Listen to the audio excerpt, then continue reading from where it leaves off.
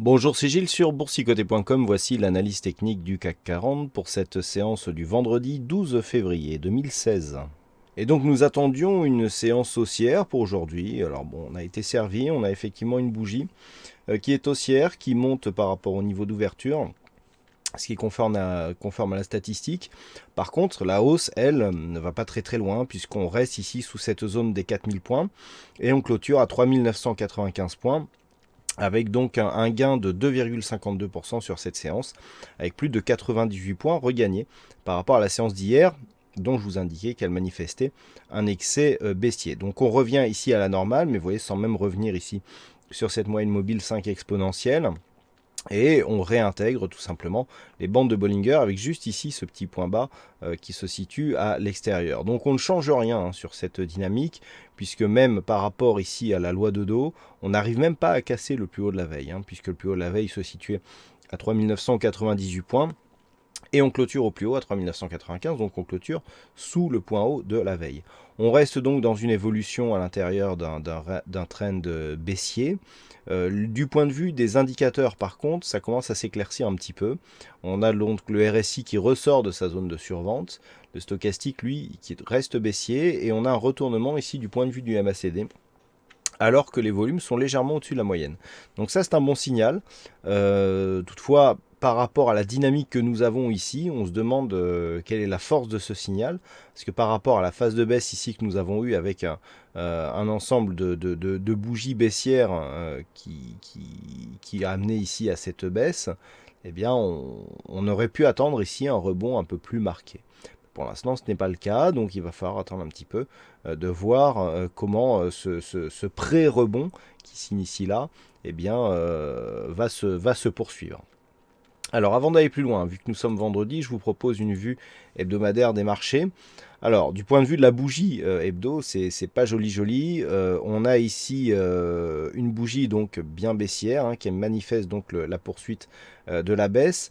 Alors on avait tracé une extension de Fibonacci, donc on avait un objectif à 3875,8 pour cette semaine lié à l'extension de Fibonacci, enfin pour cette semaine ou les suivantes. Vous voyez qu'on s'en est bien approché, puisqu'on a un point bas qui se situe à 3892 points. Donc par rapport à l'horizon de temps moyen terme, c'est relativement proche.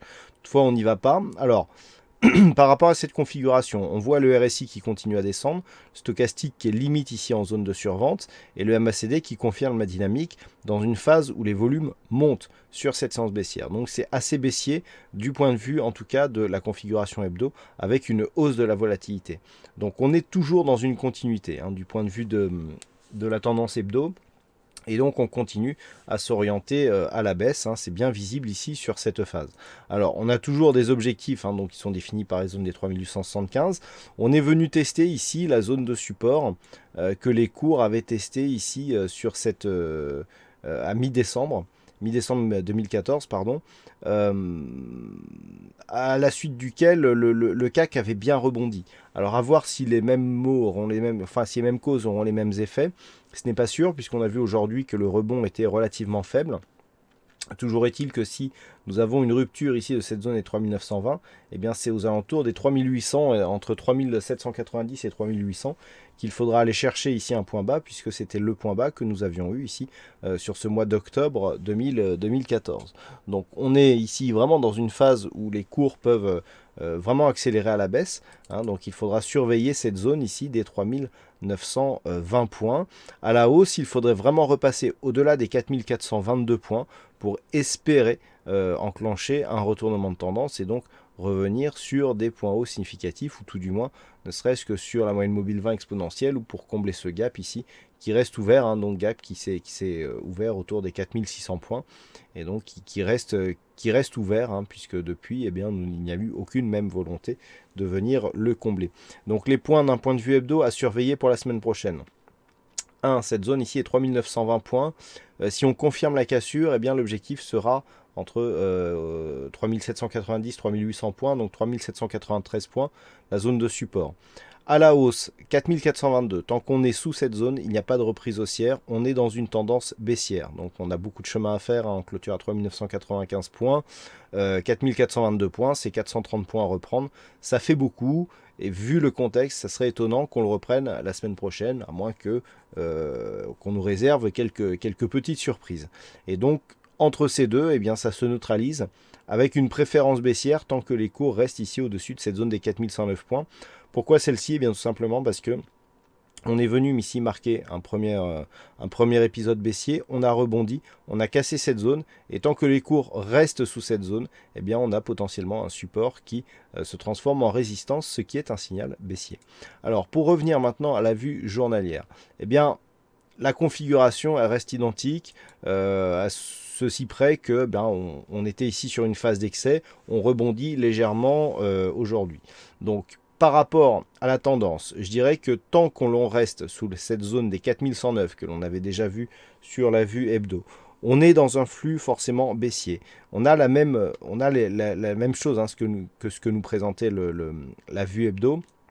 Cette zone ici qui était support, qui s'est transformée en résistance suite à la cassure. Donc là maintenant on en a la confirmation. Et bien tant que cette zone ici sera résistance, il n'y aura pas de retournement possible.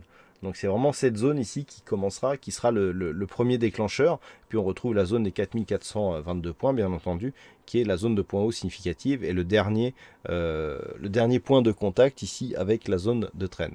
Par contre, en ce qui concerne les points bas, à partir du moment ici où nous avons marqué un point bas que je vous signalais comme un léger excès, repris ici à la hausse, eh bien rien ne nous empêche, si la tendance est baissière, de repartir.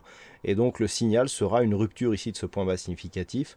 On a une zone de support qui est proche, donc sur la zone des 3890-89, eh bien nous aurons un signal baissier qui appellera à de nouveaux plus bas et certainement une accélération de la dynamique, puisque là on aurait de multiples attaques sur la zone de support oblique baissier qui définit le trend baissier actuellement.